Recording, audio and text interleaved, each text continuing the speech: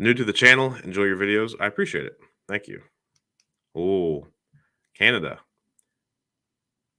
Buy your first rental property, but I can't get a normal mortgage. That's okay. I can't get a normal mortgage either. Any sort of like entrepreneur or real estate investor, normal mortgages are tough. If you've got like a W-2 job and you make some decent money, then you can likely get as many normal mortgages as you'd like, and you could probably form a really solid strategy around that. But not being able to get normal mortgages, that's fine as well. I would recommend researching some private money individuals, raising private capital. There's a book by Matt Faircloth. It's called Raising Private Capital. It's a solid read.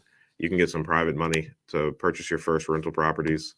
You can also reach out to some commercial lenders, figure out what they would want from you to give you a couple of loans.